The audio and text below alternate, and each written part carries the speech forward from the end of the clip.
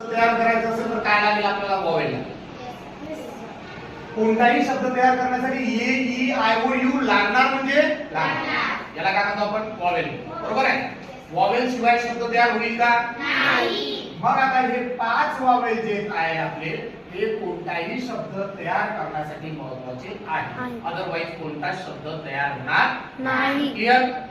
आता त्याच्यानंतर म्हटलंय प्रत्येक वॉवेल आपला काना दर्शवेल, मात्रा दर्शवेल, विलांटी दर्शवेल, उकार दर्शवेल. बरोबर आहे. मग प्रत्येक वॉवेल काय काम करतो हे आपण बघितलं. मग साधा कोणत्याही अल्फाबेट मध्ये जर मराठीचं बघितलं आपण तर त्यामध्ये टी लपलेला आहे. म्हणजे सर्वच मराठीतल्या 52 अल्फाबेट मध्ये टी लपलेला आहे का नाही. काही मध्ये टी नाही आहे. जसं म्हटलं र मध्ये टी आहे का नाही.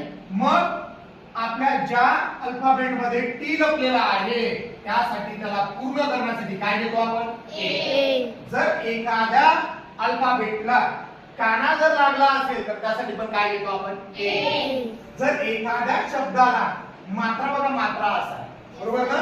मात्रा जर असेल बघा तो आपल्या टी वर राहील. टी बदलणार आहे का नाही. आपल्याला घराची बिल्डिंग तयार करायची असेल तर आपण पाया तयार करतो बघा असा असते कॉलम. घर कसाही बांधा पलीकडं पण तू हे बदलते का नाही बदलणार. म्हणून बघा आपला टी बदलणार नाही. त्याच टीच्या डोक्यावर जर आपण मात्रा दिला मात्रा असा तर त्यासाठी आपण कोणता वॉवेल देतो ई. त्याच्यानंतर त्याच टीला आपण इकडची विलांटी दिली बघा अशी विलांटी तर त्यासाठी आपण कोणता वॉवेल देतो आय. त्याच्यानंतर जर शब्दामध्ये टी असतोच बेटा आय टी दिसतंय असा आणि असा जर त्याला एक काना आणि एक मात्रा असेल तर इंग्रजीतला कोणता वॉवेल घ्यायचा ओ. क्लियर. यू टी कॉमन आहे.